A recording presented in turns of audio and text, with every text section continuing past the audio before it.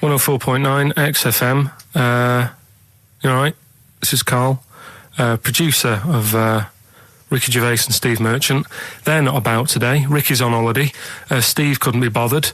So I'm left here with all the DATs. That's a digital audio tape of all the shows they've done since they've been here over the last, I don't know, year and a half or something. So we'll play you some of the best bits. All right, so here's the first bit. I had some exciting news this week, Karl. You'll be pleased to find out. I'm worried that you might get a little bit jealous because it's obviously going to impact on your world quite strongly. Because I know you think you'd like things to be quite samey. You like the status quo to be maintained. You like the fact that in the past, we've had some crosswords. Because I remember. What did you think of me when I first walked in? When I first came in on the first day of XFM? I don't know why you're making a big deal out of it. Because I'm just being honest, though. I'm just being honest about a lot of people who see you for the first time sort of go, well, he's a bit weird.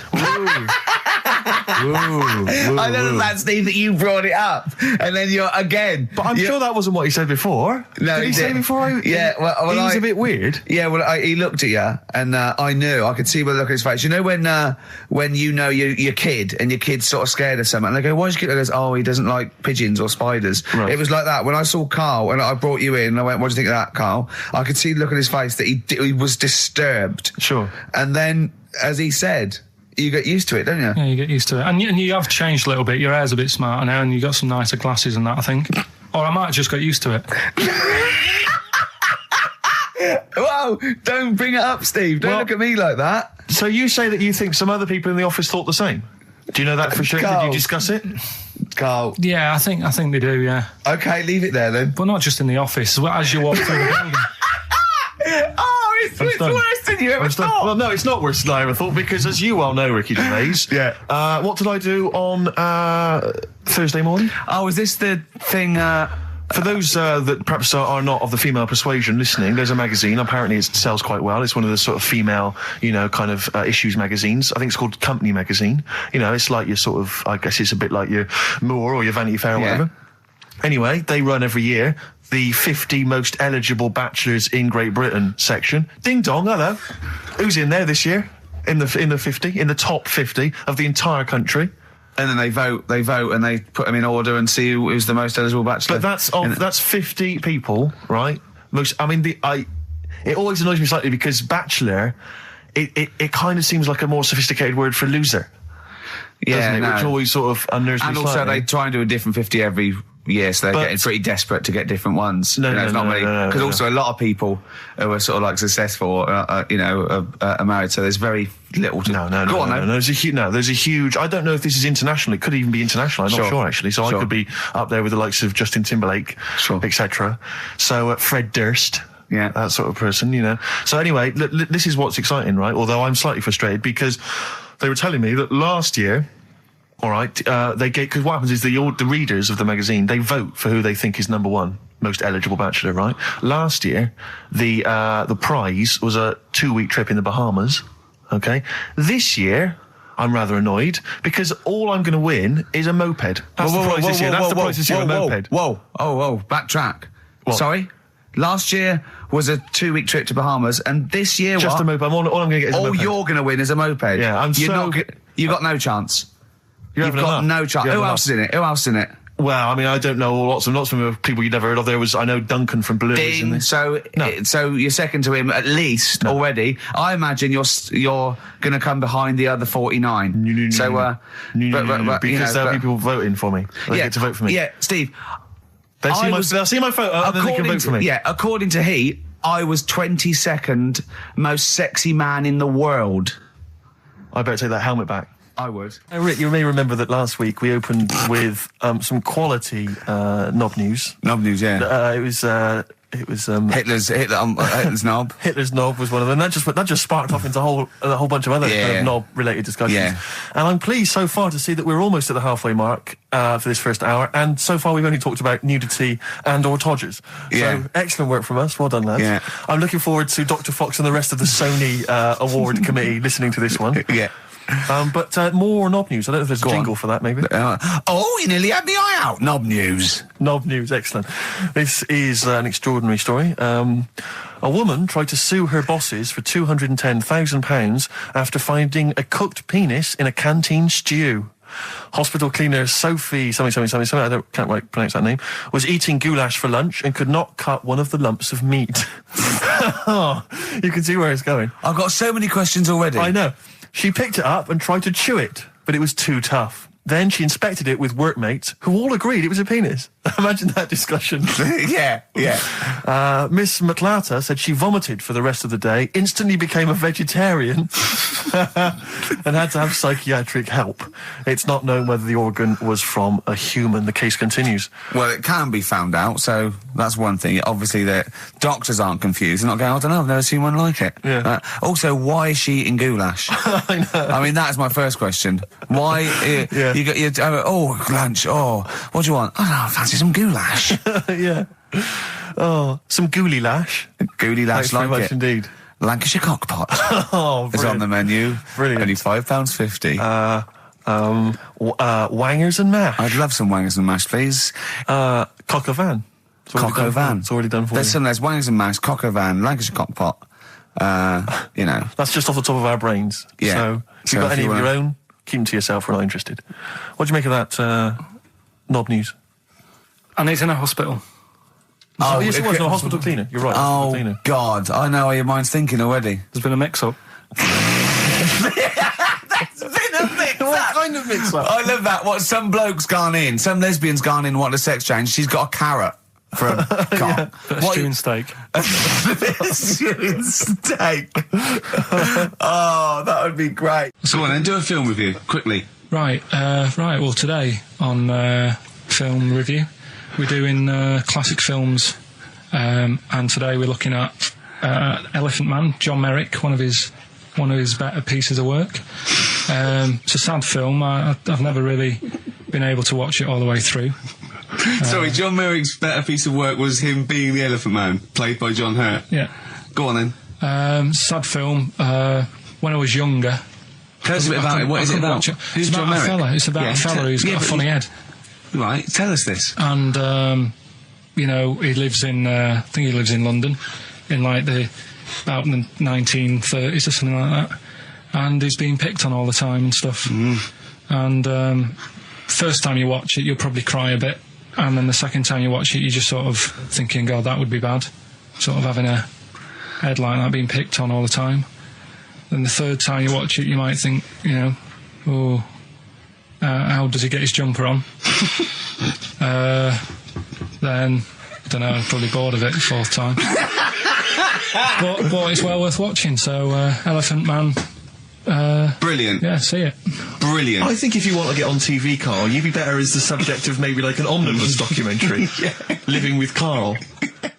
XFM 104.9, Ricky Gervais, Steve Merchant, Karl Pilkington. Tell us about this monkey, Carl. You're going to love this one, Steve, right?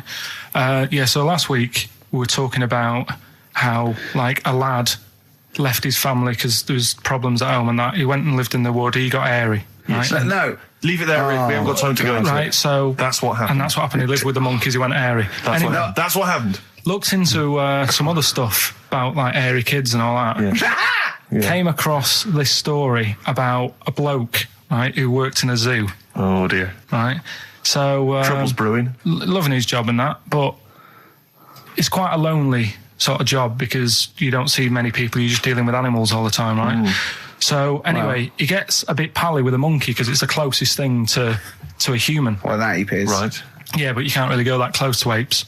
It's dangerous. What do you mean? What type was it? Just let him tell the story. Was it a chimpanzee? I reckon it was a chimp, yeah. Yeah, it was you don't even know, so it was a chimp. It was a chimp. Yeah, but it doesn't matter, does it? So he gets pally with him. Right, so he gets pally with him. Do they go on holiday together? Well, no, I mean, he starts off just checking each other out and, probably sharing lunch and that together. Yeah. Right? Anyway, this goes on for a while. They're getting on well on that. And then after a while, right, the monkey starts sort of imitating him a bit more and sort of walking upright. Oh, God. Yeah. Right? So he thinks, that's a bit weird. Anyway, they get on really better and what have you. So he thinks he could live at home with me, because we're getting on a storm. Yeah. Right? So he takes him home, and before is you this know the it... beginning of Beneath the Planet of the Apes? I think it is. I think you've seen this on video. I'm worried, because he's already imitating him and they're moving in together. I'm thinking it's maybe a bit like Single White Female. Single White Zookeeper. Oh, brilliant. Right, so anyway...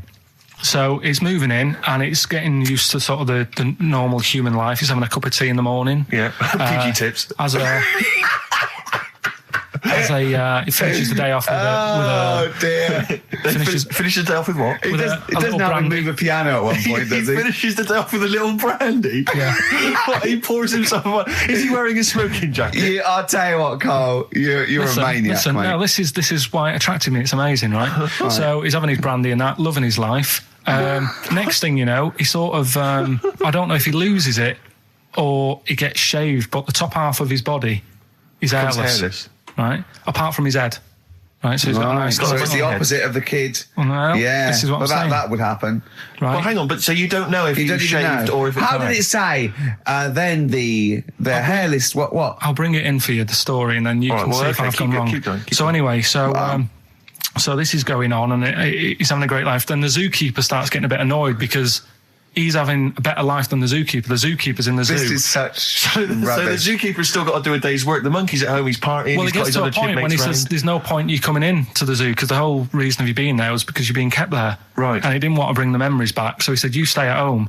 So you're talking such... Just let him finish. God, I don't know if I can sit here and listen to this drivel. I'm fascinated. It's nearly over anyway, right? It sounds extraordinary, Carl. So he's walking up, right? He's having a tea in the morning, finishing the day off with brandy. Gets a bit out of hand, only tries it on with the zookeeper's wife.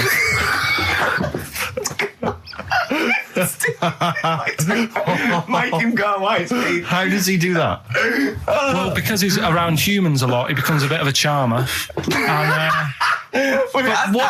But what is it that he could do to seduce her? Pick fleas out of her? He didn't say. He was built. Yeah, he was well done. So what about that? What do you mean, what about it, Carl? It's obviously not true. I don't understand how... I love the fact he becomes a charmer. He's got better taste in brandy. Exactly. And what was it that he was doing that seduced her? I don't know. I thought maybe because he was at home more than the zookeeper was. But what would he be doing, Carl? He's not going to be talking with her. They're not going to be playing Trivia Pursuit. Maybe she liked the silent type. He didn't go into that. He just said that's when the trouble started. Carl, play a record. Right. Is that what Suzanne did when she brought you in? That was Radiohead, and they're there. We're not here. All right, pre-recorded. Coming up is one of Carl's little things. Enjoy it. Something else we're giving away. The Shining. It's just more throwing away, isn't it? Once again, is it on video? Once again, it's on VHS. Just because you buy it out of your own money, Carl, stop being so mean. And I want to watch it tonight because it's one of those films that... So you're going to watch this video and then you're going to send it to someone as a prize? Yeah, it's one of them films that... Sorry, what you just said yes to that without blinking? Well, yeah. You don't think, like, Les Dennis doesn't have a quick go in the car on Family Fortune before he gives it away? It costs $5.99. Jim Bowen has a go at those his and her towel racks. It costs $5.99, Carl. Okay, this is Carl in the classic The Shining. And what's the question? Well, we might ask that afterwards. Okay, then. Fine. Still trying to write the book then? Yeah? Yes. Good. Funny, someone told me the other day, weird thing about a typewriter, the top row of letters, the longest word you can write is typewriter. I'll just show you. That's weird, isn't it? It's just the typewriter being... You're not in the mood, are you? You're in one of those grouchy moods again, like you get into when you're writing. I'm not being grouchy. I just want to finish my work. Yeah, just being a bit funny, a bit offhand and that. Let me explain something to you. Go on. Whenever you come in here and interrupt me, you're breaking my concentration. You're distracting me. And it will then take me time to get back to where I was. Understand? Yeah, but I just was coming in to try and cheer you up. You know, if you... I mean, I'm full of ideas as well. You know, if you're having a problem coming up with stuff, got loads of stuff, loads of ideas you could write about. The other day I read about this airy Chinese kid. What do you want me to do about it? No, it's just that it could make a good book. Do you know what I mean? Sort of following round. That's swell. Well, I'd buy it. You know. But if you don't want to know, we'll have to... Don't bother doing it, but... Do you know what I mean? It's just airy Chinese kid. It's weird because they're not normally that airy over there. Yeah, this kid caked in it. But if you don't care... I wouldn't touch one hair on his goddamn little head. You don't have to touch any hair on his head. Like I say, he's covered. Leave the head alone if you want. Touch his hands. He's totally covered in it. But I love the little son of a bitch. Well, don't go that far. You haven't met him. But I can sort it out. I'd do anything for him. I don't think he'd expect that much. Just take him to the barbers 3 or 4 times a week. You know, he's a good little kid. In fact, I'll do it. I think I'll write a book on him. Yeah? Do you think you can handle that? Yeah. You're not too busy, are you? Well, yeah, I'm pretty busy. I've got to sort out some monkey facts for the show this Saturday, but I reckon I can still... Why don't you start right now and get out of here? All right. I will. You're going to be like that? Couldn't borrow a pen, could I? See you later. There you Haunting. go. Haunting stuff there. Karl Pilkington in The Shining. You know, in the film, Jack Nicholson goes crazy because the suggestion is he's maybe possessed by demons that maybe are in the hotel. But, you know, if I was stranded in a desolate hotel, removed from all human contact with Karl, I'd go mental with an axe without being possessed by demons. That's more chilling to me, trying to get some work done and you keep wandering in. I'm trying to get Karl to spend a couple of days in the caravan with me, just for the hell of it. And he won't. I've offered him money, won't I? I think it'd be a great laugh, wouldn't it, Karl? Oh, yeah, great. That would be terrifying. No, I want to film it. I just want to film it. Like a little video diary. There's Karl there, he's just waking up. Well, if I was stranded in that would be like being... I may as well be with Freddy Krueger and Jason Voorhees. That's more scary. The thing is, Ricky doesn't mess you about as much as he messes me about. No, you see, you've given him an inch. You've given him an inch and he's taken a yard. 12:30 you got in today. In 30 minutes between 12:30 and 1. The old bin lid on the head. He wanted to do that again. Yeah. Squeezing my head, think he had a go at. And karate chop on the back of the neck. Yeah. All in 30 minutes. Yeah. Who else can say that? Anyway, Karl, look, you almost let it slip then as you were talking about your filling out that application form. There's some big news that everyone needs to know, which we were stunned by in the week, although the more we sort of talk to you, the more it starts to fall into place. Yeah. But, Karl, what's the story? That I haven't got me exam results from the GCSEs. He never turned up to get his exam results. I was working. And so, how many did you take in the end? Because you weren't even sure about that, were you? You think you took maths and English, don't you? Yeah. And you think you've handed in the artwork for art, don't you? Now, art was continual assessment, wasn't it? Coursework. And what was it that you made? I made a man sort of putting his arms into a car. You've made a model of a man putting his arms into a car. What was this? So that one's passed. Was that a homage to break-ins in Manchester? Was this? What was this? Oh, look, he does what he sees. Yeah. So you've got that. That's safe. You've definitely got that one. So you've taken art, you've taken English and maths, you think? So this is what we're going to do, listeners. We're going to try and find out his exam results for him and tell him next week. Live on air. We're going to call his school, we're going to try and track him down, and we are going to have a little envelope, and we are going to give Karl, at the age of 29, his O-level results. GCSEs, yeah. Now, Karl, so you took maths, yeah. You think, you took English, do you remember turning up to do those? Do you remember sitting in the room filling in the forms? Yeah. Okay, and how did you feel you did? I don't think I did well. You don't think you did well? Did you revise? No. Why didn't you revise? Because I don't really believe in it. Okay. Well, it's just that if you don't know it, then you don't know it. You shouldn't have to start looking at a book. If I went to like the hospital, yeah, and the doctor said, "Oh, you need your appendix out," but hang on a minute, I've just got to read up on it. Yeah.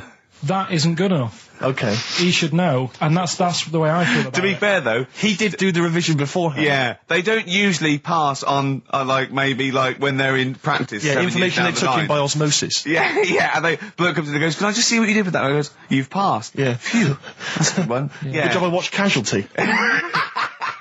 You don't talk to anyone, do you, in the week? You just hide in your little sound booth thing, and you really don't talk to anyone, do you? Much? Not really. No. I mean, you might call up. Yeah. But no, I keep myself to myself. Yeah. Then you don't get bogged down in the office politics and stuff. Yeah. Is there a lot of office politics here? I don't know. I don't get involved in it. Oh, yeah. Proved your point. So when we're away and we're out of action, who, other than Suzanne, who will you talk to of the day? How will you get a sort of feedback from the world? How will you get sort of input and... I always, if ever I've got a question on anything, the internet's sat there and I can just go online and find out. The internet is good. It's brilliant. But it's not all verified. It's not all necessarily factually accurate. Anyone can put things onto the internet. It's it's freaks and things that put on things one, right? like... Here's one that I read in a week, right? Go on. About this woman. Yeah. She was a bit of a punk. And to get her hair done like she wanted it. Super glue. Right, no. She got lard. Apparently it's a popular thing, you might know. Put lard on your head. Yeah. And you put it in the oven. Oh. Now, apparently the heat that you get from the oven is different from the sort of heat you get from an hairdryer. Right? And she had to do that to get the style that she wanted. But anyway, she comes into money or whatever, treats herself to a microwave. Right? It's not true. Opens the door, jams the things, like the little catch. So the microwave works. She jams it with a screwdriver or a knife or something. Yeah. Puts the microwave on, sticks her head in, boils her brain. Don't be ridiculous. Right? Well, why is that ridiculous? Boils her brain. She boiled her brain. She boiled her brain. And this is what's good about the internet. I went straight from that, and there was a subject about brains. And do you know that Russell Crowe, when he dies, is giving his brain to charity or something, some sort of some people who can do stuff with it. She gave hers to Pot Noodle. Vesta. Yeah. Oh, That's boiling the a sort of skull. Yeah. It's not true. No. It's not true, Carl. Just urban myths. Someone made it up. Yeah. For a laugh. They're just too convenient urban myths. Everyone's you can tell an urban myth's not true because it's always this happened to a mate of mine, and when you say what happened then, they go, don't know, that was it. Was it? Was that it? Was it? Someone boiled a brain and that was it. There was no more story. Well, Were there any dates, locations, times? I think it was in Belgium. That is a blinding record. And before that, Rick, what do you make of those adverts? They were great, weren't they? I like them, yeah. I'm going to buy all them products on the way home. And that's endorsed by Ricky Gervais. He's won awards. Yeah. Rick, do you remember this? This was a hilarious moment. No, you'll remember this when you hear it. It was when Karl said something that was basic. Well, I think for a lot of people it sounded like a lot of old bollocks. Man grows penis on his arm. I mean, why people are constantly losing their penises around the world? I have no idea. But why? I didn't realise it was a bit. What do you mean why on the arm? It's just a graft, isn't it? Yeah, but put it on like your buttock or your side. You can't wear a short sleeve shirt. Why did they've done that before? I don't understand it. Why not just graph it onto the side of your leg or something where it's high up, close to where it should be? I don't know. To get it used to the environment, like when you were released a duck into the wild. I've never understood that. If there's a doctor, again, we had a doctor last time. There's someone who can let us know why they put it on the arm. So they can keep an eye on it, presumably. He's not going to work with this knob on his arm. He's probably in a hospital bed and under examination. Right. So what do you think? They pop the knob on the arm, say, come back in 3 weeks. What do you do, by the way? I'm a mechanic. Keep the long sleeve shirt, because the blokes go, why have you got a knob on your arm, mate? What are you talking about? He doesn't go back to normal as a teacher. Sir, what is it? What is it, Simpkins? You got a knob on your arm. No, don't worry about that. Do your maths. What do you think this bloke's walking around with a big knob coming out of his arm? Why on the arm? So they can keep an eye on it. So it's not... But if he's in bed, just get him to not put any undies on or whatever and just have a little sly look at how it's going. Even in hospital, if you're in a shared, little hospital room, people going, oh, I've had heart problems. What's your problem? He's there with his arm out. He's It's not that. Yeah, but I don't think it counts as indecent exposure when they're grafting a knob on your arm, sticking that up the bed. Imagine if he's driving, he's just got it out the window. People driving by. Yeah. The fact that at the end Is that bloke giving me the finger? At the end of the man grows penis on his arm story, it says, a Moscow surgeon said the man will be able to have sex in a few months. He said, women will never suspect. But what kind of a doctor talks like that? Yeah. I'll tell you, it's his cock now, seriously. The birds will never know. He'll be able to go berserk. Yeah. They'll never realise we grew it on his arm. That is unbelievable. Will he have a little scar on his arm, do you think? Yeah. I don't get it. Like I say, 83936 if there's a doctor out there. Or indeed if you've ever grown... Or a tailor. Making you a shirt. What side do you wear your cock on, sir? It's on my left arm. So let's take us back a few steps, Carl. What's the story? Right, so I did some research, right? Let's just recap again. There was a guy you read about who had his head chopped off. He was guillotined. Yeah. He had said to the people around him, I'm going to blink once I've had my head cut off to show the brain that life, can still... or the brain can continue to work after death. Okay, so we queried that. So you weren't having any of it? Well, no, possibly for a few seconds till the oxygen stops being fed to the cells because the blood has drained away. But, nothing spectacular. So right, go on. Well, along the similar sort of lines, right? This is quite a few years ago. This fella sort of upset the royal family doing something, right? So they said, this isn't good. It wasn't Ben Alton at that Jubilee thing, was it? I can't remember what it was. And they said, right, that was terrible. We're gonna cut your head off. You gotta show people like you can't be doing what you've been doing. What was this, the 1970s? What you said a couple of years ago, you mean maybe sort of... Was it the olden days when the phones weren't very good? Ages ago. Yeah. Ages ago, sure. So yeah, fair enough. Yeah. So... Very philosophical. Yeah, imagine that when you watching the history. This was literally ages ago. Yeah, exactly. Yeah, Simon Sharma's History of Britain. Yeah. Oh, and even before that, which is yonks before, when it was all mental and different. Sorry, Carl, go on. So he's having his head cut off, and he's resigned to it. It's a day before. He's kind of got it into his head now that I'm not going to have my head much longer. Sure. So he said, let's make use of this. Yeah. He said, I wonder how long, the body can stay alive without my head on it, right? So they were like, I don't know. So, Who were? So... The jailers? Whoever he was asking. These jailers with one eye. Yeah. Get out, pal. So he said, No, wait a minute, I've got an interesting scientific experiment, jailer. Well, fair enough. What is it? So, he said, what I want to do, right, he said, surely it's my last right. I'm going to be dead tomorrow. Sure. So, let's do a test. He didn't draw it out this long, did he? Yeah, and he said, let's test this out. He said, do us a favour. He said, it's my last day. What I want you to do is, you're going to cut my head off. Let's put a white line on the floor.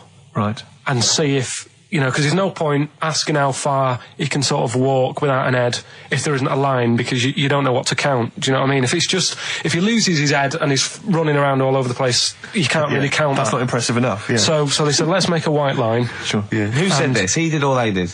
I think they started to join in with him and saying, well, let's make this a... Sure. You guess it. Go on. So, they got Norris McWhirter down. The Guinness people. Oh. Yeah. So they said, let's get this white line. Yeah. And dedication's all he needs. We'll do this tomorrow. And he said, all right, then I'll see you in the morning. Yeah. I'll see you in the morning. Night, sleep tight. Bye. I love the fact that Carl knows exactly what was said. That's beautiful. Yeah. He doesn't know the story or what order it is in or when but it he was. knows exactly what was said. But he knows the intricacies. All right then, see you in the morning. Bye. Oh, kissy. Oh, I'm not like that. Oh, you joker. Don't let the bed bugs bite. Yeah. Anyway. So he gets up. Do you want a paper tomorrow? No, I'm all right. Go on. He gets up and they say, right, today's the day and that. And he said, well, I've got used to the idea. So here's a white line for you. Got used to the idea. Go on. So they go, right, are you ready then? And he said, I go on. And they cut his head off. And the body walked 32 steps without a head. Wow. 32 steps. Incredible.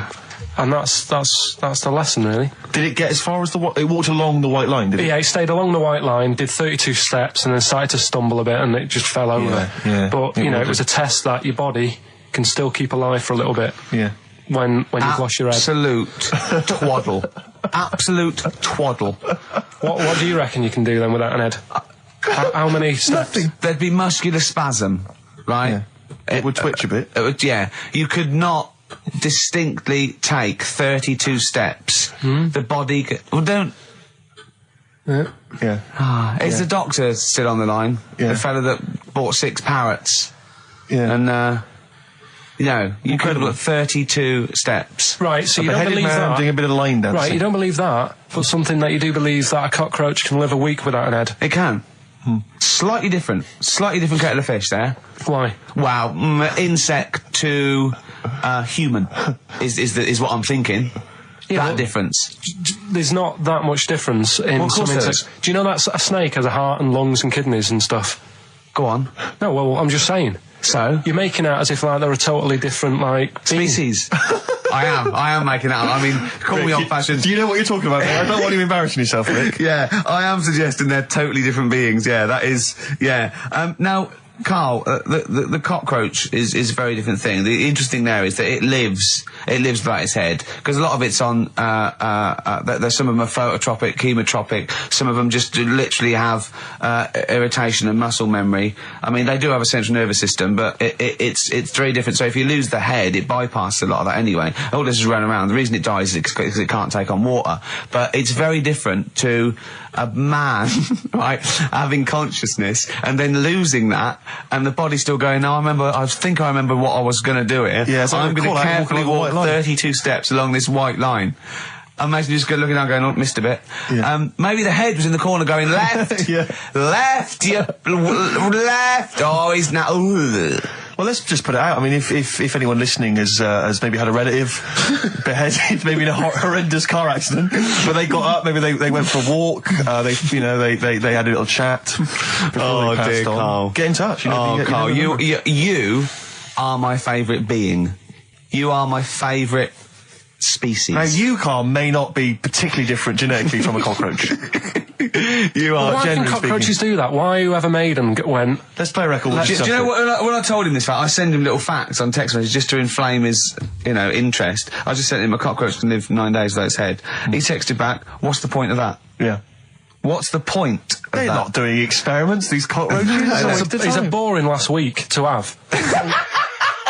And he went, and on top of all that, you're thirsty.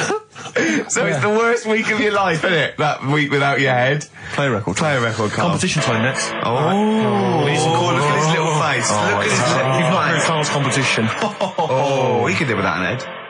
Made famous, of course, by Jimi Hendrix. Yeah. That's All Along the Watchtower, as originally done by Mr. Bob Dylan. On XFM 104.9. So, Karl, just take us through the moment where you gave this gift. Firstly, so you went into Boots, right? You thought, all right, 100 condoms, brilliant. Okay, did you wrap it I up? don't know if it was 100, probably 80. Right, okay, yeah. Right. You don't want to go mad, do you? Wrap them up. I'm just resting easy knowing that he's not trying to breed. Right? No. Yeah. So, I got her them. I got her Grease on DVD, because she's always watching that. Yeah. Right? Yeah. So just think of when her mum said, what did Karl get you? Some condoms and grease. I was just, I'm glad he said on DVD.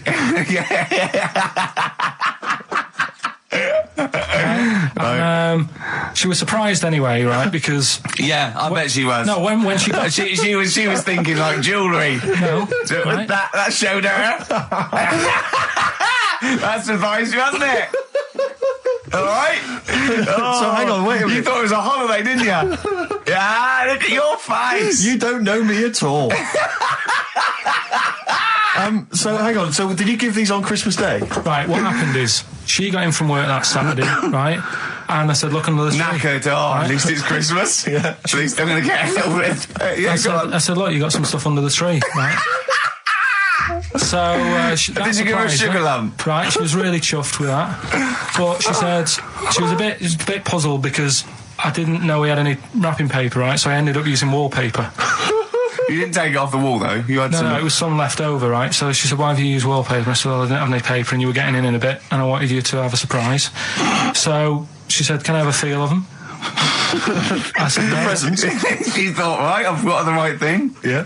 Right. And then Christmas Day, I said, "No, don't get carried away. It's nothing really good. You know, we said we weren't going to buy each other much. So there you go, open them." Yeah, go on. And can I just ask, had you received your present from her yet? Yeah. So what had you received? What did he have? Had some shoes. Nice. Right. Getaway game for PlayStation. Nice. I'm just tightening up the value of those. Go on, yeah. And just also think about how much fun and pleasure you get from them. Yeah. Although, of course, condoms, I can see the the appeal. Well, okay. So I think but also add to that bit 150 quid for a meal. If you're going to start totting up, 150 quid for a meal. I bought some shoes, 72 quid. Yeah, that was after the event, though. Doesn't matter. All right, so you received these, dare I say it, thoughtful and nice gifts. You handed over the box of condoms. They were wrapped up. She unwrapped them. Yeah. Go on, take us through it. Walk us through it. Well, it's not something you play with on Christmas morning. Oh God! Oh, right. But when she opened them, what did she say? I wrapped them twice as well, so she thought it was something really good. Extra protection, right? And so she thought it was something really good. And then the disappointment would be doubled. Yeah, go on, yeah. And then she just opened it and went, "Oh yeah, so what's on the telly?" And that was that. Ungrateful. What an ungrateful woman that is. Well, fancy not wanting. I told her a box of economy condoms from Boots. I said to her about the thing about, it's all about the surprise and that, innit? Yeah. You explained that to her? Yeah. What, after she'd unwrapped it? Yeah. Thoughtful. And she was all right about it. Yeah. She understood. Rick, I suggested to him that he buy his girlfriend a gift. I'm worried I've done more damage to the relationship by suggesting that than if he had just forgotten. Next time you've got to go shopping for her yourself, Steve. I think I might do. You've better go shopping for her yourself. I'm glad it's all over, though. It's mental. Yeah. It annoys me. The whole thing annoys me. And she knows that as well. Yeah. She should know. She still insists on having Christmas once a year? Well. Wow. I'm No, but anyway, what did you get? I can't think what you bring to the relationship, Carl. I don't know what it is she's getting from you in this relationship. It's like she's doing all the work. 80 times. Oh God! I love it. You're brilliant. I know what she's getting. He's the. What? No, he's not thoughtful. No, but he's thoughtful. He's the best he can do with the brain he's got. Do you know what I mean? Right. He's doing his best. He's absolutely doing his best. There's no. He's working at the limits of his powers. Do you know what I mean? Though he's done as well as he can with what he was given. Sure. Yeah, and that's admirable. Yeah, it's like I think he's done better than you'd expect. I bet his teachers didn't even think he'd get this far. Do you know what I mean? What, find a girl? No, well, yeah, a job, a girl. Yeah. Do you know what I mean? Clothe himself. He's done really well. What do you think, Carl? You think you've done well? I think I've done all right compared to some of my mates. What are they doing now? Probably not that much. Do you know what I mean? Mrs. Matthews said I wouldn't be an high flyer. I think I'm doing all right. Yeah. Do you know what I mean? I have a holiday every year. Got somewhere to live and that. Yeah, got a new flat, haven't you? Yeah, so where are they then, the condoms?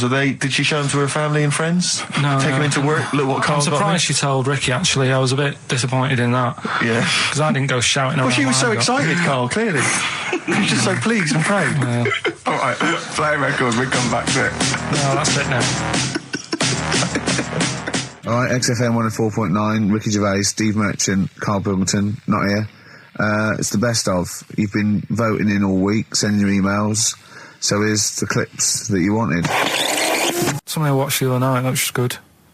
Again, I learn stuff from the telly. I don't watch the news. Well, you don't learn stuff from the telly. I'll tell you what, though. You told us there's a fat baby in the world. Forget about them. There's a spider eats chickens and there was a fat kid. Forget them in Iceland, right? Yeah. We'll give them Rockbusters later to do, right? Iceland! But what's her name? I tell you what is interesting, Steve. I didn't know that much about it. Autism. Okay. Oh, good. With some more entertaining stuff on XFM 104.9 to cheer up people. Go on, and what? Go on. No, right. Have you heard about it, Steve? What autism. It scares me to death when he comes up, when he touches on a serious subject. We've been talking about wheeling a dead pope round, the Chinese don't age well, and ginger people are hated. And now we're going to touch on a really, my heart's in my throat. Go on, Carl, then tell me your insights to autism. Right, well, there was this, again, Channel 4 coming up with some good stuff at the moment, right? It might have been Channel 5. But what's the name? It's the attention span I like! It's these people who, they've got like this autism thing going on. Yeah. And they sort of take in a lot of information, they get sort of they get so into it that they know everything about that subject and what have you, right? And there was this lad who, he knew everything, right, about EastEnders. Right. He sort of, the cameraman was saying to him, so, you know, why EastEnders and that? And he said, I don't know, I just like it. And he said, I remember when I first watched it, it was a Thursday, it was 5 to 8, Pauline Fowler walked in, she had a pink jumper on, she said, all right, love. And he remembers everything from that moment on. Yeah. Right, and everything, which is great, but then the way the programme was making out, it was almost like they were saying it's a disability. Right. When in a way, it's more like a superpower. Sure. Like Rain Man. But if you can take it's Rain Man. No, he has special autistic powers. Oh God! We must send for Rain Man. I don't know what to do. So I don't know what to do. So he would be a great contestant on Mastermind, sort of autistic mastermind. He'd be what I'm saying is, don't be watching EastEnders though. Sort of, why didn't they give him an encyclopedia and say, get into that? Sure. That'll be useful. Yeah. Keep him away from EastEnders. Wasting his time there. But I don't think it is a disability. No. Yeah, there are other things, and they're not. It's also autism is a matter of degrees. From what I know, and I'm sorry to have to do this, but I feel that I have to at least be the voice of reason, as ill-educated as I am on the subject. But I think there's degrees of autism. I think some are higher performance than others. There's other issues with it. It's not they're just got good memories. They don't go around doing tricks for people because they can remember stuff. There are other issues with it.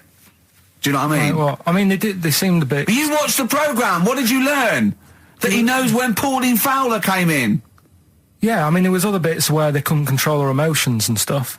Oh, that other little bit, yeah. But the main bit of it was he can soak up information and stuff, and I'm just saying it didn't seem really bad. Do you know what I mean? There's disabilities where people say that's a bad disability. It's like how people say about...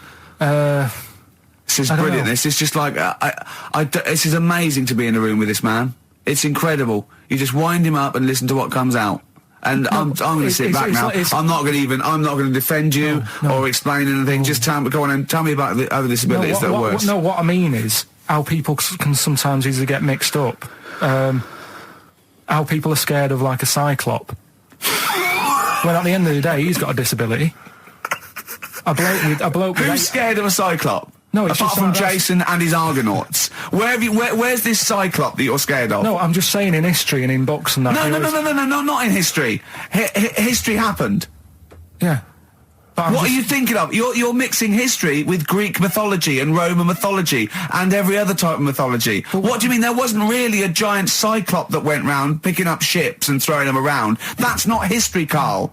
Do you think Batman's history? No, but it was ages ago, wasn't it, when we were sort of... No, I'm not saying it didn't happen ages ago. I'm saying it didn't happen.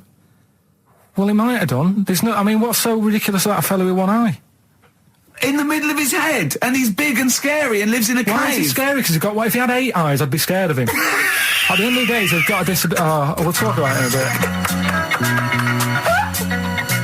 That's the sort of thing I think we need now, right? We've covered a lot of stuff. What, education? Teaching, yeah. Well, okay, what do you want to know?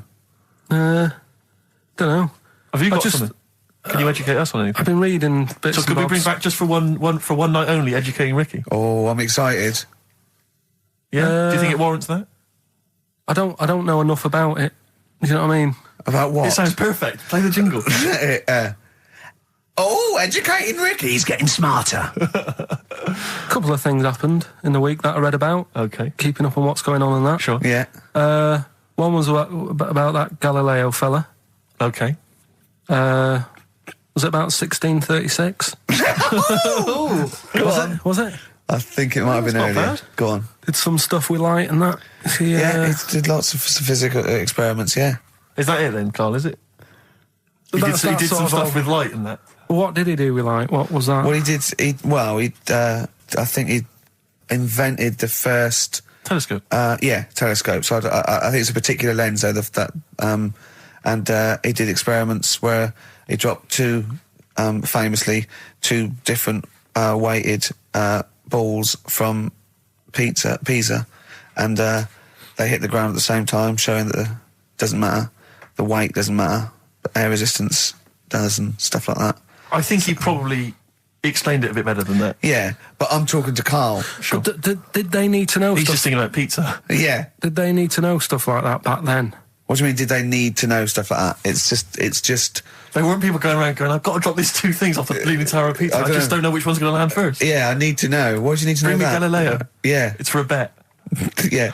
No, but if I was knocking about then, I'd be like, stop messing with that. We need a telly. Or, do you know what I mean? I bet he thinks the Flintstones is real. I know. That'd be brilliant. That's what I'd do if I was a caveman. I'd make a telly out of rock. Yeah. And a pelican And a as car a that I cement just mixer. ran along the road with. Yeah, exactly. Yeah, we need a car. Yeah. Well, we haven't really got the internal combustion engine. Can you stick your feet through the bottom? Yeah, just get me a car, for Christ's sake. Anyway, so I learned that. And then... What? He learned his name. Yeah. Other people I learned the name of this week. Oh, if a chimp could watch telly. Go on, Karl, go on. Right. Badly drawn boy, born again. Right, just get this educating Ricky out of the way. So, Turkey, yeah. So what is this again? It's educating Ricky is the tip included. Right. Apparently a fellow was on holiday in Turkey. He's just having a normal holiday. Weather's good. You know, he's having a good time. Weight is all normal height. Yeah. He's having his meal. He hears a load of screaming going on in the kitchen. No. As his girlfriend wandered in there. And they do, With a step ladder. Yeah. the circumcised people in the kitchen, and apparently... What are you talking about? Whoa. Slow down. We were sidetracked there for a minute. What are you talking about? Well, I'm excited about 2 things at once here. One, they circumcised people in the kitchen. 2, I guessed it was someone losing the end of their knob. He did, yeah. I started thinking like Karl Pilkington. Extraordinary. That is amazing. Apparently it was going on. It wasn't just a one-off either. Well, when I say a one-off, I mean they did it more than once. Yeah. Right. And there was it was there for a week, and apparently the first night it was quiet, and then the rest of the week, every day it'd be like having his breakfast, or even his lunch, or even his tea. Yeah. Right? He'd be doing it all day. Oh. You'd be hearing Lunch and screams. breakfast, fair enough, really. Yeah, Circumcision at tea time. Don't do that. And apparently it's a tradition over there. You can't even make a complaint about it. It's like, well, you should have found out before you come over See, it. I can't believe this is true. Sorry, I'm a little I bit can't lost. believe this is He was true. in a restaurant, in a hotel, and there were people having circumcisions in the kitchen. Yeah. Is that right? I'm even worried that we're bordering on the racist here, suggesting that is tradition, that Turkish people cut the end of their cocks off in the kitchen Yeah. at meal times. I think you're wrong, Karl. This just sounds ludicrous, Karl. No, I don't think it happens everywhere. Right. I think this Just in certain, this particular This restaurant. hotel. certain places, Certain hotels. certain hotels. What, is it like 2-star? Yeah. Why did he go to the Foreskin Inn? It was his own fault, wasn't it? So that's Sorry, that's it, is it? Have they closed? Sorry, no, wait. That's the story. You educated me, right? Once a fella saw some Turkish people cutting the tip of their knob off in the kitchen. Thanks very much. Thanks very much, Karl. Got any more? Well, there's things you can learn from it. Either don't go to Turkey, No. don't have calamari when you're over there.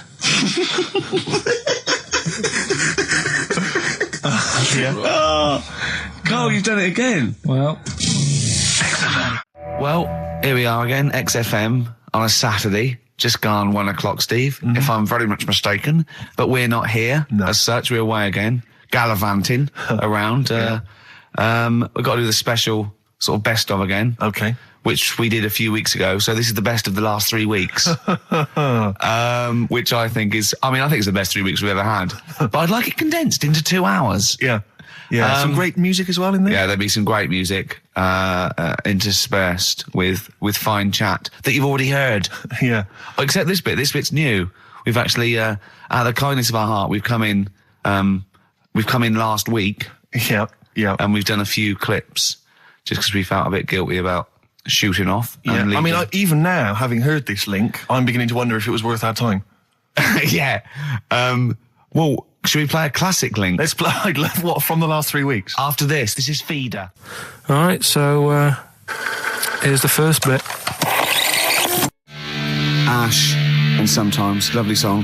Got to apologise to our producer there because he was worried about. There was nothing wrong with it. It's just like saying you like watching birds in the garden. Just that I think you're better than that. I know it's cheap, isn't it, to say like I like tits. Yeah, I like cocks. So we're a bit more literary now. one of my favourite things is Fanny by Gaslight. Really? That's interesting. That's interesting. I'm a big fan of Moby Dick. Oh yeah, the book, Moby Dick. Yeah, not the medical condition. There's nothing innuendo. No, it's the big horrible thing that used to swallow semen. Yeah. Now in the winter. Yeah. Steve. Go on. There's nothing I like more than to keep my hands warm in a muff. No, sure. You mean those kind of furry things that sort of classy looking ladies? Yeah, posh ladies often put their hands. You know when you have a nice a party and they'll leave it, a winter party, and you might take the wrong hat or something. There's nothing I like more than to see two posh women with their hands in each other's muffs. Oh, that's always a and they're going, "Oh, this must be yours." Yeah, is always funny. Yeah, that's always funny. Yeah. But seriously, no, I'll stop this. You're right. I've got a degree. I just remembered that my favourite Beatles song is "Come Together." Yeah. Now we're going to stop this now, Carl, because it's childish. You're right. I've got a philosophy degree, for Christ's sake, and it's about time. Who's your favourite philosopher? Do you mind me asking? Well, I would tell you, except when I have a talk about it, I go into a Cockney accent. Really? So it can be like my favourite philosopher. I like a bit of Kant. Right. Is that Immanuel Kant, the philosopher? Yeah. That's strange. Yeah. That's strange. What's his name again? Kant. Oh, yeah. That can be weird. Can be strange. Look at Carl's face. Look at his face. Look at his face. Join in, Carl. Undo your trousers. Just we'd be like Stan Boardman when he out. told the Fokker joke. Yeah. We won't do local radio again for 10 years. Finally, White Van Man, what do you make of the fact that Sainsbury's are bringing in square tins? Is that a true? concern for you? Is that true? Apparently so. Why? Don't know. It's easy to stack. This is what the guy in the Sun has said. That should be interesting. That should be his comment on Sainsbury's are bringing in square tins. Is that should be interesting for meatballs.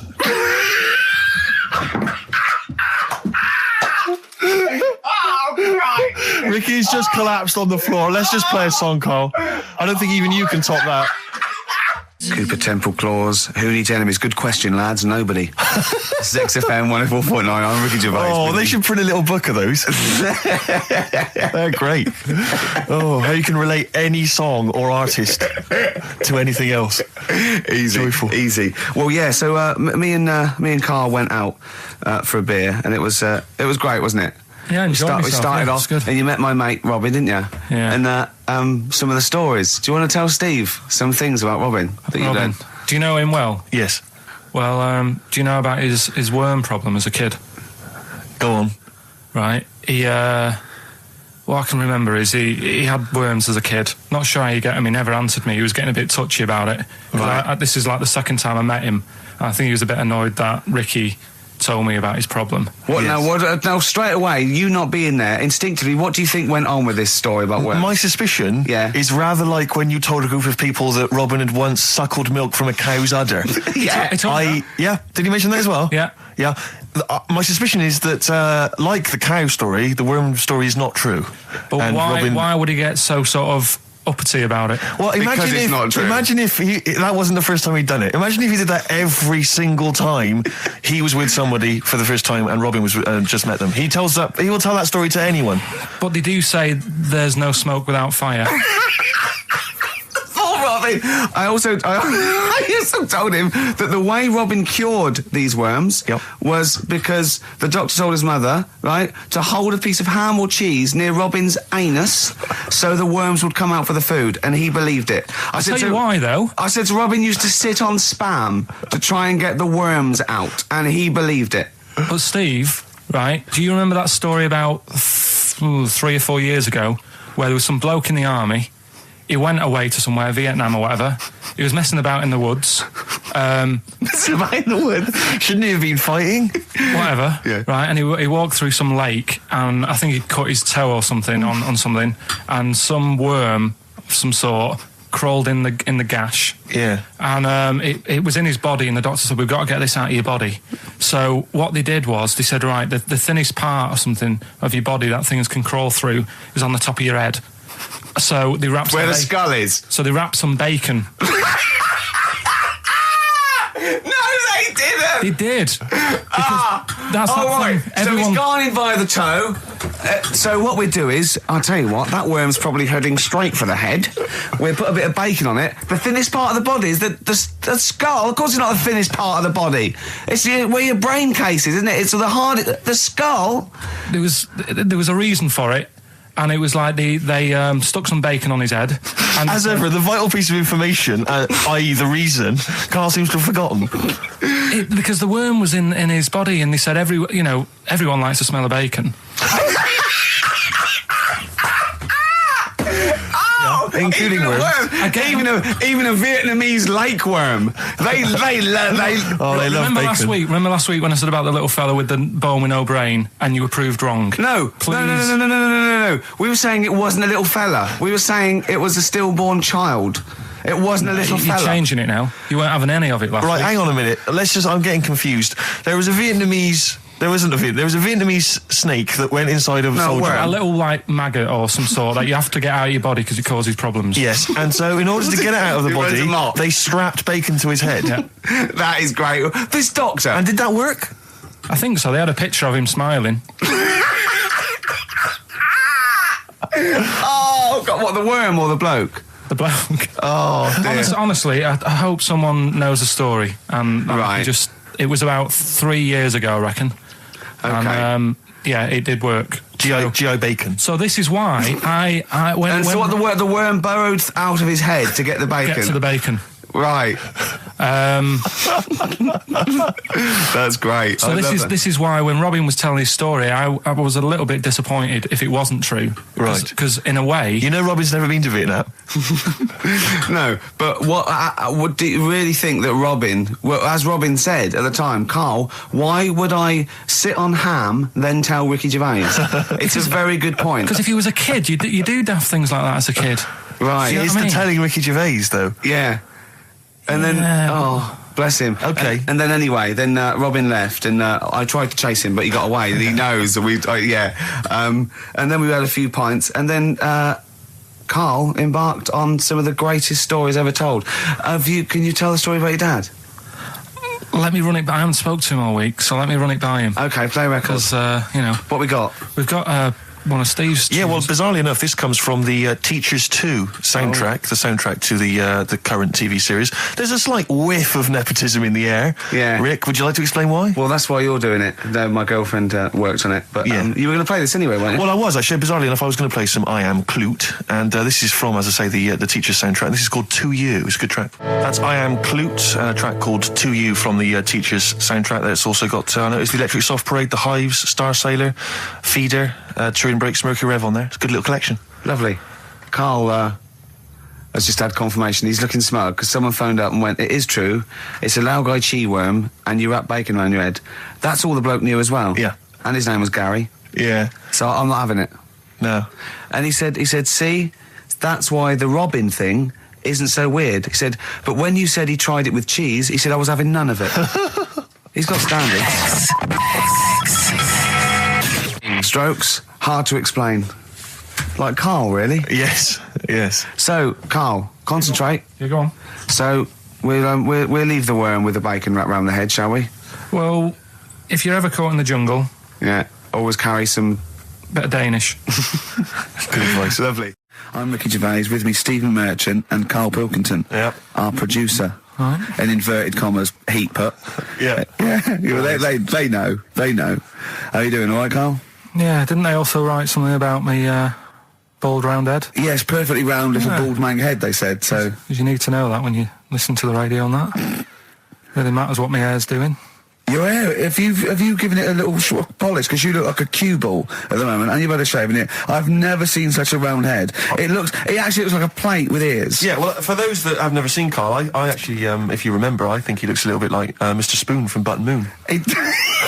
does. If you've ever seen that show, and also he looks like, you know when they say they find with a little 4-foot human and it's actually 500,000 years old and they give it a name and it's the first, Australopithecus into. He looks like one of them as well. Perfectly round little. He is the missing link. He looks half human, half monkey. Because he's got a slight slouch as well. So it's those pictures where you see it going from an ape to a man. He's one of those in the middle. Yeah, and of course his monkey hands, his hairy little wrist to those skinny little things that you can get oranges out of holes with. And it's unbelievable. Why are you so all shaved and polished and everything? Got a wedding. What? Got to go to a wedding today, so thought I'd, clean myself up a bit. Yeah. Shouldn't you be wearing a suit or something? No, I'll go home and put something on. Oh, okay.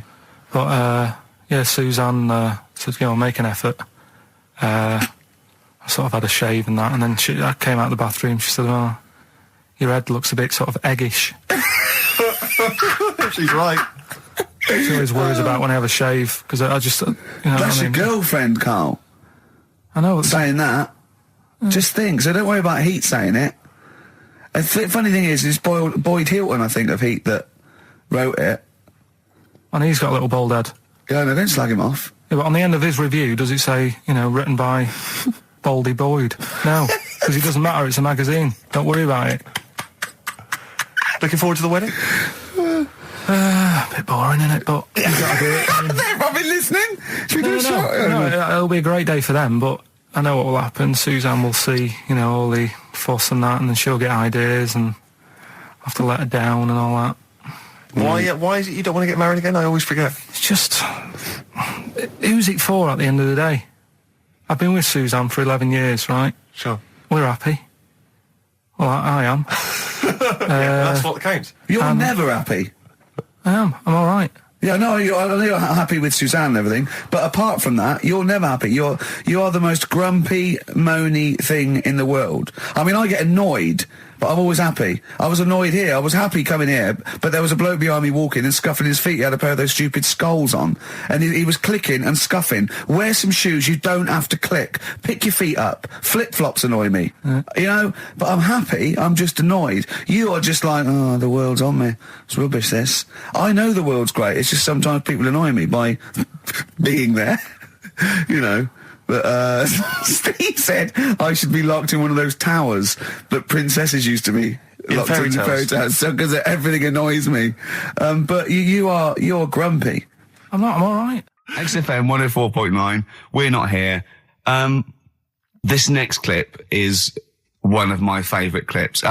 Look, it needs no introduction. Here it is. Right. Okay. Educating Ricky. What have we got? Hairy Chinese kid. Go on. Right, yeah. This is the... I didn't want to do this. What do you want to do it? Well, I wanted to give you 3, and I gave you one. It was like the alien man gets a beard or whatever. Yeah, which was total rubbish, so this one should be better, maybe. Hairy Chinese kid. Right, well, we've talked about hairy people in the past. True enough. Aren't we? Yeah. The little kids who grew up in woods and hung around with wolves and that. Yeah, again, you're confusing it. Yeah, they're not... There were some people that were born very hirsute. They were not the people who were brought up with wolves. Yeah. You just put that together in your Homer Simpson-type mind. Right, well, this is like a sort of close to that sort of story. Yeah. But the weird thing is, right, Chinese people aren't that hairy as a nation. No, seriously, that's a well-known fact. They don't have that much body hair and stuff. Okay. So this little kid who was born over there, he was like covered in stuff. Was he? And it was only his nose that wasn't hairy. The rest of his body was caked in hair, right? And his hair sort of... What sort of hair was it? Was it thick hair? No, what I mean is, was it sort of like a pony's mane, so he just looked like an Ewok? You know what I mean? Just like hanging down sort of straight, dark hair. In the picture, it looked like it grows from his eyebrow. It grows from his eyebrows quite thick, and then it just goes all the way over his head. You don't think it was just really long eyebrows that he'd done a comb over? No, it was all over his body. It had a picture of like his back and that. Yeah. And had he styled it? Had he styled it at all? Did he have it a quiff or? No, it was just hanging all over him. Yeah. And they were like, this is a bit weird, happening in China, where we're not normally that hairy. That was the scientist speaking there. And the local press and that were getting him down, calling him Monkey Boy and all this. Oh. And thinking Chinese press. What the doctor said. Yeah. Oh, they're cruel, aren't they? It's like those game shows. That's Japanese, isn't it? Yeah. And the doctor said. Was Carl talking through all that time while we were just like talking to each other then? Because I turned round and I still saw he was talking. So anyway, the local press came in to see the hairy boy, the monkey boy. Yeah, and they were like being tight, taking the mickey out of him, and the doctor said... Throwing him nuts. Said he's only hairy. Said he's a healthy young kid. The only faults he's got is he's got a little bit of eczema and a boil. And he said everybody should just treat him the same, and I think he grew up a healthy kid. Yeah, so that's the end of the story. That's not a story. Why? But I've got nothing. I don't know what to say to that. So someone in China was born slightly hairier than the rest, and he was normal apart from eczema and a boil. That to me isn't a story. But if it is, I've got a million. I mean, it's sort of like bloke from Manchester went a bit bolder than the rest, got a job on radio. He was normal. I mean, that's not a story, is it? So we'll move on to this next one, right, which is brilliant. Dead short story. So, right, old woman, about 70 years old. She's normally fit and healthy and stuff. Nothing wrong with her. She's having a good life. And one day, she goes for a check to the doctors, just to check herself out, because she's getting on a bit. He says, take your clothes off and that. So she does, and checks her out, says, yeah, you're looking good. Turn round. He said, oh, God. He says, you got a tumour on your buttock. Right? So she goes, oh, well, can you do anything to sort it out? So they go, yeah, we could book you in for an operation. It's best if we remove this. Books are in for an operation. Operation day comes, strip her down and that. They're all stood round, the doctors. Start to operate. It only turns out it's a pork chop that she sat on 5 years earlier, and it had stuck to her buttock. Right, Carl. I can forward you. Serious. Right, okay, Carl, I'm telling you now, I'm leaving. I'm never doing this show again. No, I'm serious. Honestly. You're talking, I've never had such... What do you mean? You couldn't believe it? No, when I read it, I said, I've got to tell Ricky that. This woman had a pork chop stuck to her arse for 5 years, you mental case. Of course she didn't. And Karl Pilkington with his brand new show, What's the Song? What song am I thinking? No, I mean... You're nervous about this, aren't you, Rick? I am. You're worried. Well, because I've heard some of these clues before. And they're ramblings... Sometimes they're close to ramblings of a fool. Right? And it really is like those, what am I thinking? Yeah. I don't know, though. I actually was genuinely impressed by Born Slippy. I have to give him the benefit of the doubt. That's one of the better ones. Because that was short, sweet, and it worked. Some of these, like you say, they're not going to be quite as pissy. Some of them are like Emily Bronte novels. Now, listen. We're just going to go for it then. You do it, and we just get people to call up, because I want to see the general public's confusion of trying to work out. Well, why don't you give us your next clue, and then we'll play a track, and then we'll hopefully have people on the line after the track to try and answer it, and you can recap briefly. So give us your clue now for what song am I thinking of? Right, this one. It's about a woman.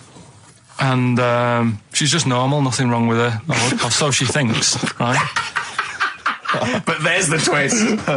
Is this like the Tales of the Unexpected? And she's got she's got her mates and she's having a normal life, having a good time and that. And then this thing happens, right? And she starts to stink. And she can't have a bath, right?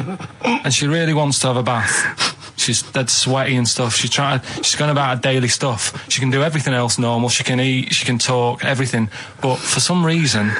she can't have a bath. Is there a coal mining husband in the bath? Yeah. Is this Born Stinky? She can't have a bath. So a woman can't have a bath? Yeah. Even the rest of her or life. A shower. She can't. Okay, leave it there, Rick. Don't try and guess. It's not for us to guess. The general public can phone up and ask questions, so I just I'm go not for sure it. Can they? I think so. Otherwise, we don't want just people just phoning up and I'll tell you getting what about this? Why don't they can ask one question? Yeah. They can ask one question of Carl, then they have to make a guess. Okay. 08700 800 1234. Have we got someone on the line now? We'll just let's do it. Let's go for one. Let's go for one. This is edgy radio. This is letting Carl stuff. live. Go on. Hello, XFM. Hello, I'm ringing about what's the song? Absolutely. What do you think? Well, I'm going for Dirty Diana. Dirty Diana. See, that works. That's a great guess. It does. Yeah, but it doesn't work because why can't she have a bath? Okay, so the answer is in there. I was going to ask you. Well, that's your one question. That'd be the answer. That would be the answer, I'm afraid. What was your name? Shelley. Shelley, thanks very much. Shelley, I should tell you that, that you should never take this personally, because no one can really get into the mind of Karl. So don't beat yourself up about this. I don't expect anyone to get these clues. No. So well done. That is a fine guess. Thank you. Thank you. Okay. Anyone else there? Let's hello XFM. Who's that on the line? It's Chris. Hello, Chris. A question for Karl? Before you give us I haven't thought of a really good question or anything yet. You just want to go for the guess? No, what I thought was, I'm sure Simon Mayo used to do this when he did the breakfast show on Radio 1 years ago. No, he didn't. So you've just pinched this idea, Karl? If you're going to rip someone off, Karl, do not rip off Simon Mayo. I haven't ripped this off. I thought this was a new idea. I was going to do it with sound effects instead, but that's... he used to do that, and he used to get his team to play other characters. You idiot. Well, no, hang on. Not you, Chris. I'm saying you idiot to Karl. Yeah, but nothing's new anyway, is it? So I'm not getting annoyed about it. True. What do you think the answer is? Is it Cornflake Girl by Tonny Amos?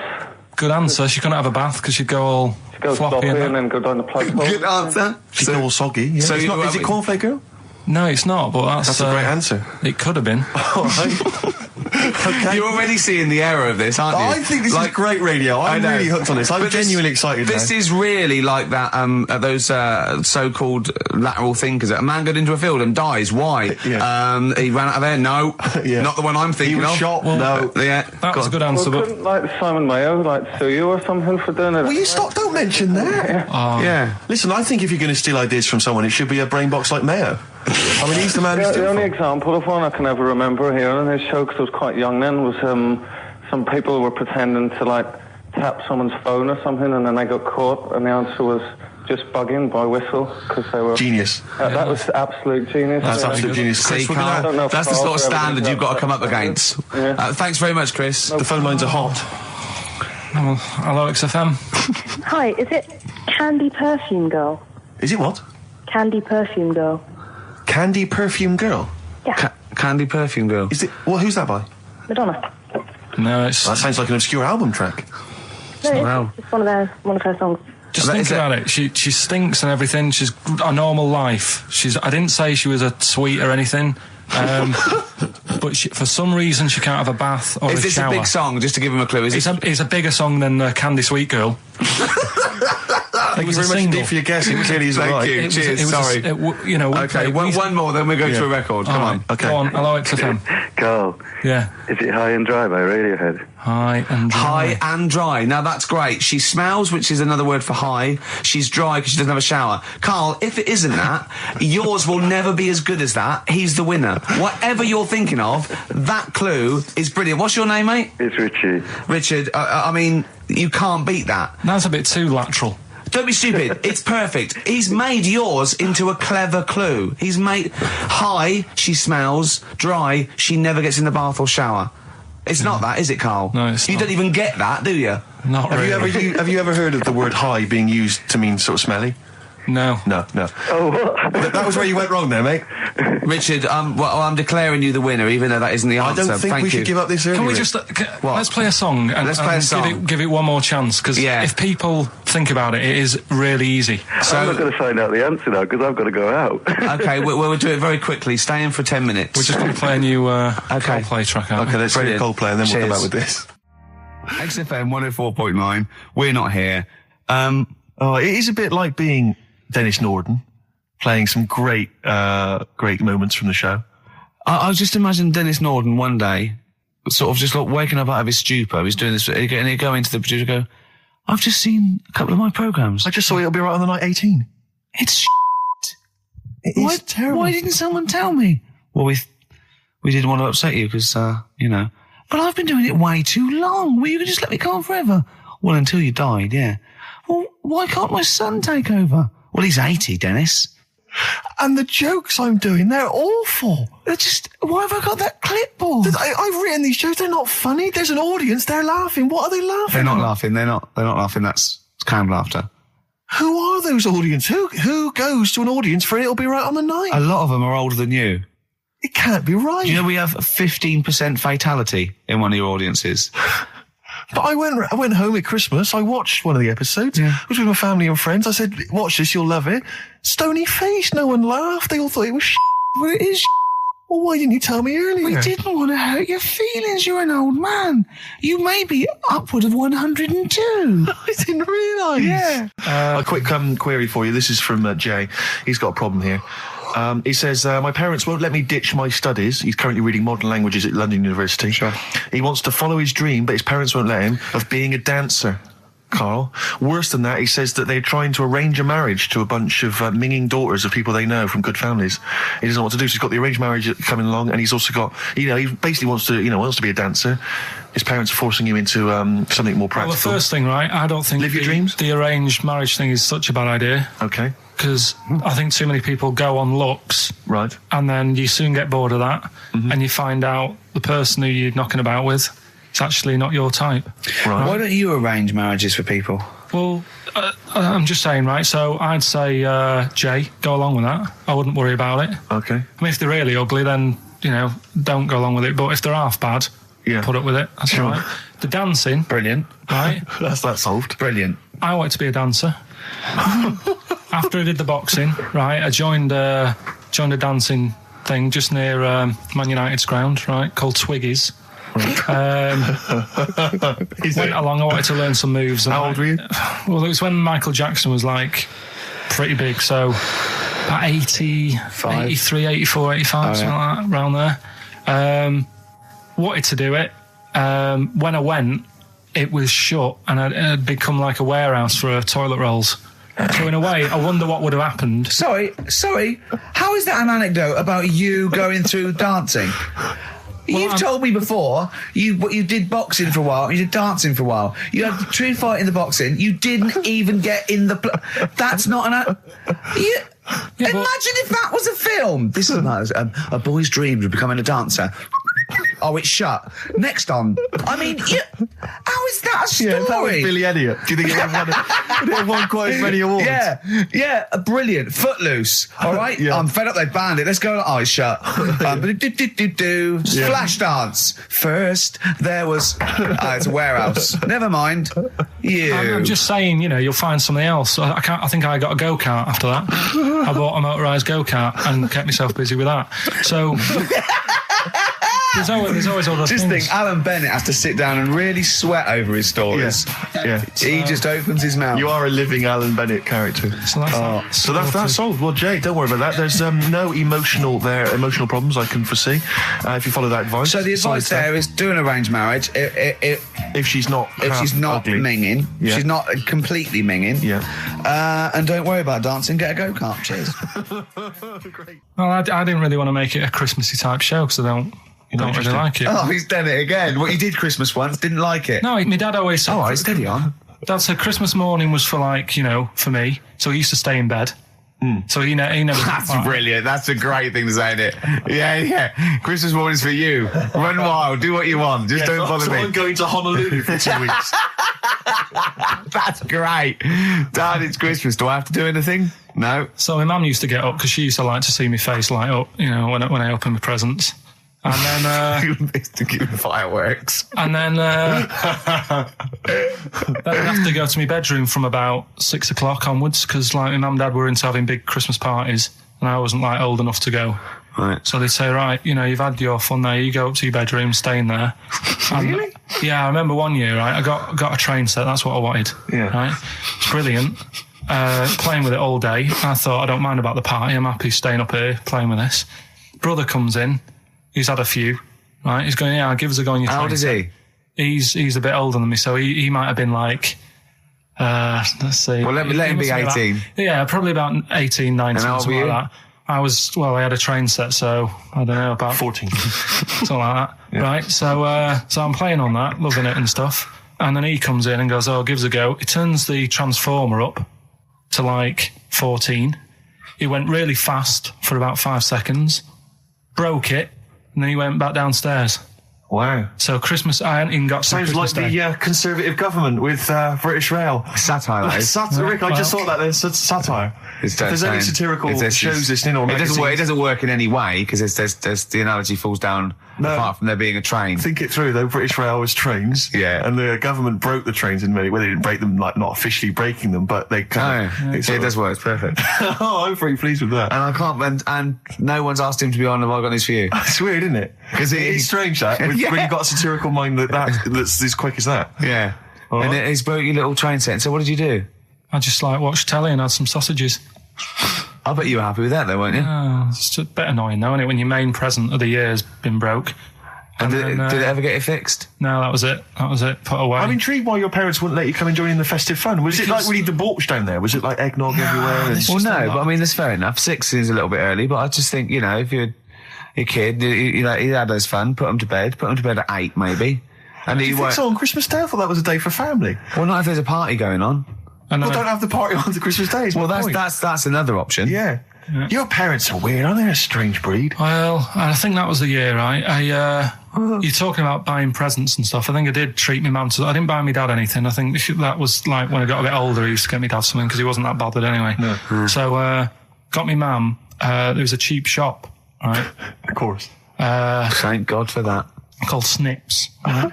So I went in there and I thought, let's see what I can get her. And remember Victoria Plum? I don't think so. Well, it's like a fairy character. Right. And my mum's into gnomes and stuff, right? So I thought, right. She must be pleased with you, then.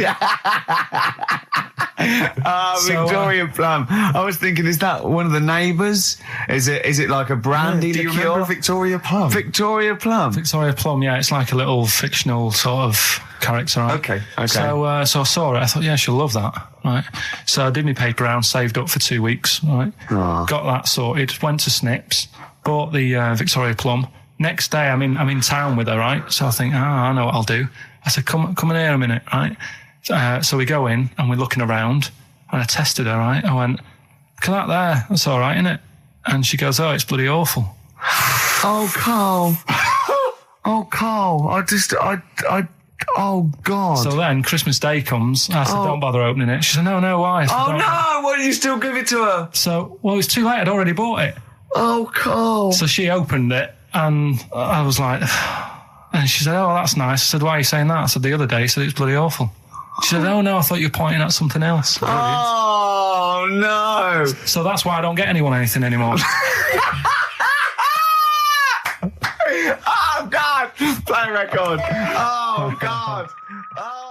So we get onto conversations. Talking about, he's asking me stuff about evolution. Tell me that. Why did the giraffe? What's that rubbish about the giraffe getting a long neck? I said, well, it didn't try and get a long neck. It was selected because, anyway, I went into evolution for him, and he said, but why would evolution do that? I went, well, you think that evolution didn't do anything. There's not this consciousness, there's not this will that a giraffe has to stretch its neck to reach the leaves. One had a long enough neck to survive and pass it. He was going, yeah, but why did evolution... this isn't. But by the way, this isn't the most stupid thing. This is warming up. This is about 8:45. Right? He said, "Why didn't evolution make a giraffe good at carpentry so it could build a ladder?" Right.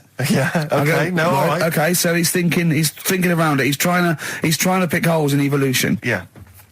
We get on to, I said, well, things are, I said, we can see the speed of evolution in lower life forms like bacteria, viruses, they evolved. That's why, soon we won't have an antibiotic that can kill some certain bacterial strains. And he said, and this is about, 11:30, and I said, I'm going to bed, right? He said, in the future, they reckon that you'll be able to wake up and eat a yogurt you can have a chat with. I don't know what that means. Let's put a song on, right? No, and we'll come back to it. So you're going to explain that? Yeah. You've got an explanation?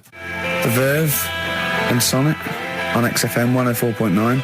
I'm Ricky Gervais, with me Steve Merchant and Karl Pilkington. So let's just get this right. What did Karl say? He's just specifically giving those words again. He said, they reckon, and I said, I'm going to bed. He went, no, really? I said, no, I'm going to bed, Karl. There's no point now, because, it's just like you're talking gobbledygook. You know what I mean? I might as well talk to a pot plant. Yeah. He said, in the future, they reckon, I don't know who they are. Sure. I don't know, people who post things on the internet that he reads, I think. The Telegraph. Anyway, complete the sentence. They reckon that in the future you'll be able to wake up. I love it. There's a little scenario, an embellishment, like this little. Oh, hello, darling. It's your yogurt. Hello.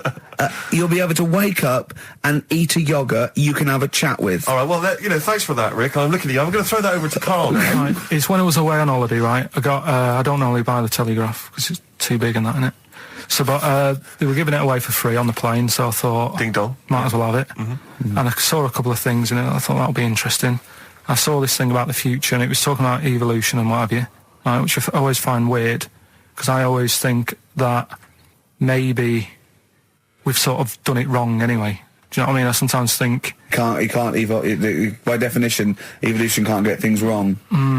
Things change, that it's not successful, it can't pass on its genetic material, but if you're around, it's working. If you're around, it's working. Slugs are as evolved as they need to be. Slugs are as evolved as you. And well, me. that's true enough. Yeah. No disrespect, but it works. It works. Sorry, they're around. Anyway, what's your point, Karl? No, I mean, I think we probably would have been better off staying as a fish. Just because there's more water than land, isn't there? Right. And you wouldn't drown. This is why I went to bed. No, I'm thinking of dozing off now. No, but do you know what I mean? From, what was it? It was bacteria, it was fish, mermaid, man, onwards and what have you. So anyway... Oh God! No, there are a few knowledge gaps in your theory of evolution. All right, you generally got it right though. So I mean, basically, it went bacteria, fish, mermaid, man. What's next is the big question. So it was telling you all about this and what have you, and saying how we shouldn't have interfered, because maybe if we wouldn't have invented planes and what have you, maybe we'd be able to fly and what have you if we really needed to and stuff like that. Okay. So we've interfered with evolution, you see. Right. Well, then it was saying, well, what's the future got? Well, yes, in one way we have interfered with evolution. Yeah, the evolution of the human being in society is changing. It's no longer based on the strongest or the fittest, because medical science can keep us alive long enough. People can pass on their genetic material where without this civilization they wouldn't have been able to. So yeah, there are different parameters, there are different pressures, there are different things that say whether we're going to pass on our genetic material or not. Okay, so in that sense you're right. And that, Rick, as far as I'm aware, has led to a yoghurt that you can eat and have a conversation with. So this is what it was saying. It was just saying, we're living in mad times and that. There's a lot of weird stuff going on. One of which is... And the fellow was just saying, with computers and stuff like that, the way it is, we'll be able to wake up... Go on. Have a chat with your yoghurt and have something to eat. What do you mean, have a chat with your yoghurt? Because of the amount of... I mean, you have them yoghurts already, those friendly yoghurts. Those bacteria-friendly ones, so this is just a really friendly one. Yeah, they don't... Oh, God! I'm my best! Do you know what, sometimes, Karl, I think that we're having a chat with a yoghurt. Do you know what I mean? There can't be any difference. Yeah, but then I'm always reminded that would be more entertaining. That would be more informative.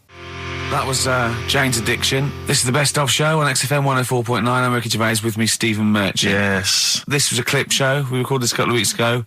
I hope you had a Merry Christmas. It's not over yet, because tonight at 9:50 is the second part of The Office Christmas specials. It's brilliant. Watch it, and we'll be back next week live. I'm Ricky Gervais, with me Stephen Merchant. Bye. Have a great New Year. Class. Rock the Casbah. I love the fact you had at least 3 minutes to get that right. I know. Prepare and get that right. I know, but my mouth was full of Maryland cookies. Yeah. Last week, this would blow your mind. He came in, do you know what he'd bought? For himself, about 10 penguins. Who buys penguins still? I know. Or wagon wheels. Oh, I've never liked wagon wheels. You've not been a fan? No, but I was sorry about that. It's The Clash and Rock the Casbah. Talking about records, have I told you that time my brother-in-law...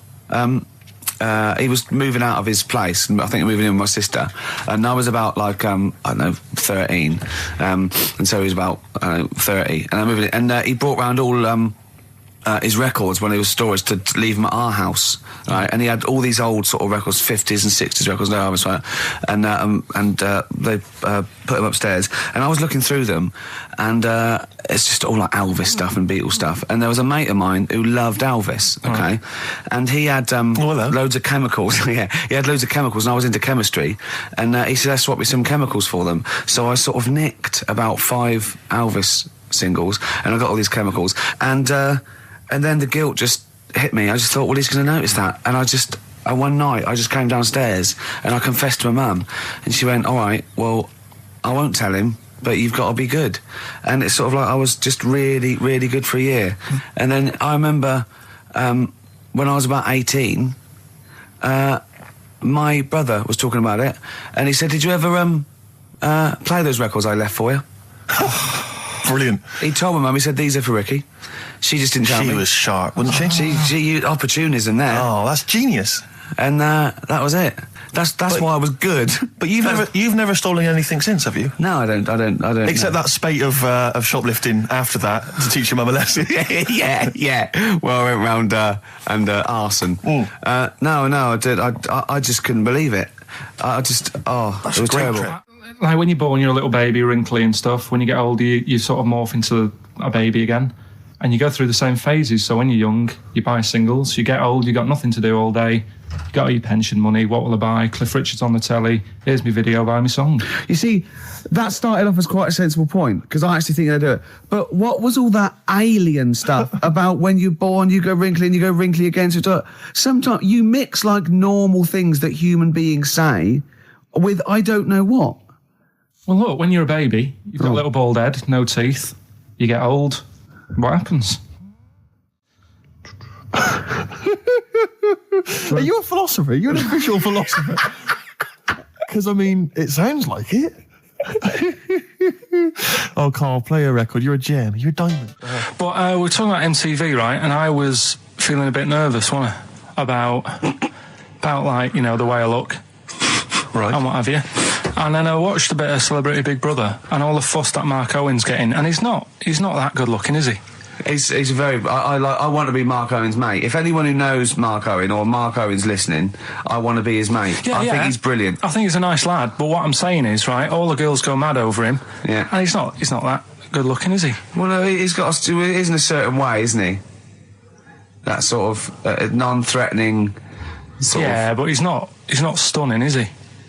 Do you know what I mean? No. Well, what's your definition of a stunning? Yeah. Well, who do you like? Someone who you look at and you go, God, they're good. Which bloke do you fancy? What bloke do you think's attractive then? So if I was into men, yeah. In fact, you can still say a bloke's a good looker without fancying him. Who do you think is attractive? Probably.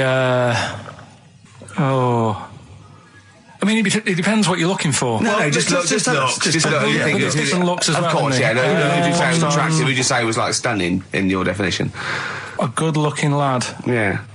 Good-looking lad. Oh, look at him over there. He's.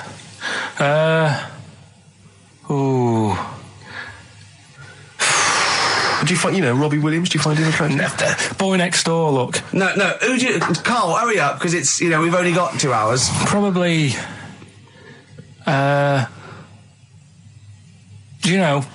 can't think of one offhand. Mark Owen is pretty good looking then, really. There's not. Just name one bloke that you think's an attractive guy. There must be one bloke that you've either met or that you've seen in a pub Who do you think on a is poster. Attractive? Tell you what. Go on. Tell you what. Works here. Young Alex Zane. Well, we know, Alex, maybe we can fix you up. Oh, I love you, Alex. You've got so much. I just like the way, the things that interest me, I remember. Things like snakes not having ears and stuff. Yes. I didn't have to read about that. No, you just learnt that, yes. You saw it on the telly, didn't you? You saw it on that Ian Wright programme. Yeah. Yeah. And this is what Karl said to me. He said, it's actually, I called Karl up in the week, and Reese was with him. Reese used to be on XFM, and he took the phone, and he went, Karl's worried, I've seen that programme. He said, snakes don't have ears, right? He said, so you can creep up on them and pick them up. And he said, Karl's worried. He said, how would you ever put them down again? Because then they know you're there. I woke up the other night, quite late. Worried about that. And I said to my girlfriend, I said, how do you put a snake down? And she said, what are you talking about? I said, that Ian Wright thing, this guy managed to pick up a snake. And do you know that thing where they clamp its head on a jar to get the poison out? I do now. Right? They did that, but they didn't show you how they got rid of it, and I thought it could really get nasty, because it's obviously annoyed that you've had its head pressed in the jar. Yeah. Right? They hate that. Now... Especially as it's in front of their mates. When you lift it off, yeah, right, you've got hold of it. Yeah. If you go to chuck it down, it's going to turn on you. It's going to go wild, isn't it? So, I just wondered. Well, what you do is you never put it down, Carl. Yeah, that's why that bloke has got about 11 or 12 just carrying him. Exactly. Yeah, you never put it down. You sling it. Who cares? You just throw it, don't you, really far?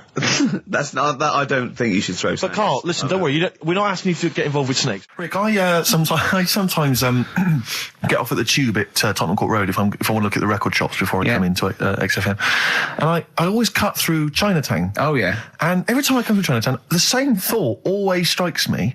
I always feel like I want to just gather all the little locals, all the little Chinese fellas, just gather them round and just go, guys, in what way is this a town? It's not, is it? This is not, at best, what you've got here is a novelty street. Yeah, Gerrard Street is not a town, mate. No, it's not a town. You've had this since like 100 years. It's not expanding. Yeah. You can't just call it Chinatown and claim it's a town. If I was them though and you do that, I go, what are you talking about? It is a town. It is a town. It's our town. It is a town. It's our town. We got all lots of stuff. Where's your church? Where's your mayor? We got a betting shop. Not enough. It is. See, all you've got here is restaurants. No. That's not a town. No. Got a little supermarket with snacks. What does it sell? Snacks. Specifically, I would imagine crackers. Yeah. Do you want to buy a dragon? Do you want to buy an ornamental dragon? If I wanted to buy one, this is where I would. Do you want to buy a gold dragon? Is it made of gold? No, it's made of plastic, but it's sprayed gold. Do you want to buy that? It's not a town. It is a town. It's not a town. Yeah.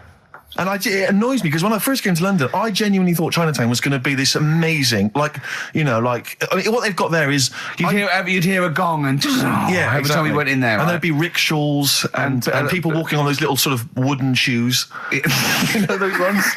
They're brilliant. They are just comping around in them, but nothing. It's nothing. It's just. Yeah, exactly. Yeah. It just reminds me of, have you ever been to any of those sort of museums? You tend to have them up north where they've got you sort of sit in a little cart and it sort of rides you through kind of, I don't know, it might be Newcastle, the Victorian era. Yeah. Can I have half a pound of those sweets, please? Exactly. Of course you can. If there was some animatronic then, it would just be an exhibit. Yeah. Although their concession to be 100 years ago is that there's some scales in the shop and there's a horse outside. Yeah. That's it. That's it. Exactly. Yeah. The traditional sounds and smells of old England. And the voice of going, of course, there was no television. Exactly. Amazing. Yeah. Amazing. Brilliant. Yeah. Welcome to Chinatown.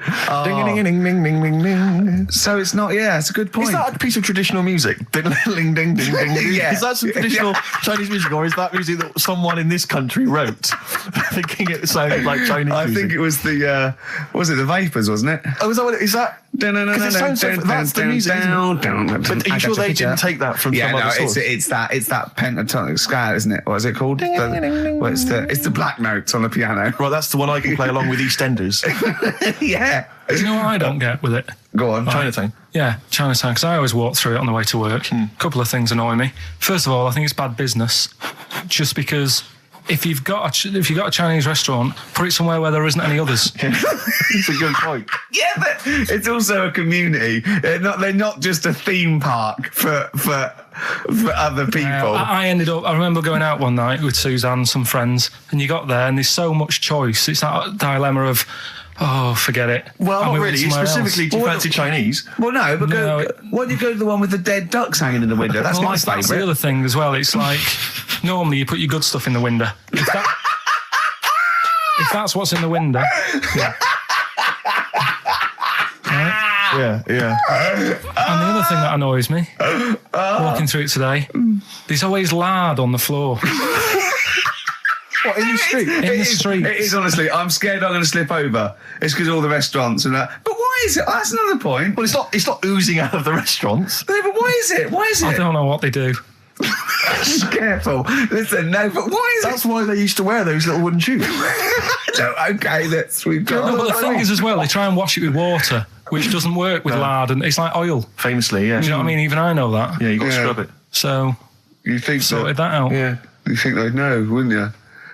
Yeah. All right. Anyway, thanks for your thoughts on Chinatown, Carl.